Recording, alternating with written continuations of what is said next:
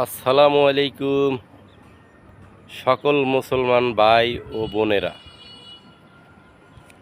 যারা আর্জেন্টিন এবং ব্রাজিলের সাপোর্ট করেন তাদের উদ্দেশ্যে মুই কিছু কথা কইতে আছি। ভাই, বিশ্বকাপ খেলায় কিন্তু ইরান চান্স পাইছে, ইরানও খেলতে গেছে। ইরান একটা মুসলিম জাতির মেরুদণ্ড।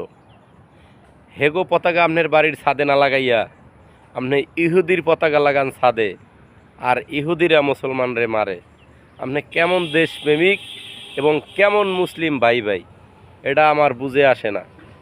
ঠিক আছে, দ্বিতীয়ত গেল এক, মুই মগো বাংলাদেশ সরকারের প্রতি আকুল আবেদন, যদি কোনো সরকারি লোক মোর ভিডিওটা সামনে যায় দয়া করিয়া মনোযোগ দিয়ে শুনবেন, আর নয়তো ফেসবুকে মুই আকুল আবেদন জানাই যে মোর কথাগুলো যাতে মানুষ শোনে পুরোপুরিভাবে।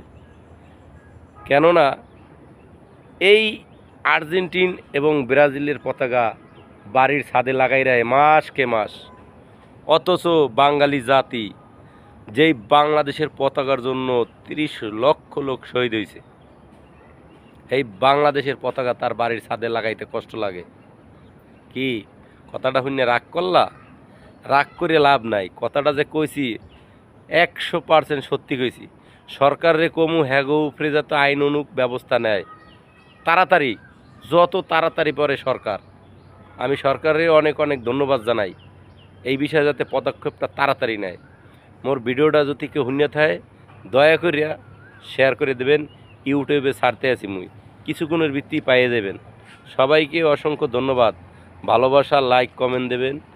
মুই একদিন ভাইরাল হব ইনশাআল্লাহ। সবাই ভালো থাকবেন।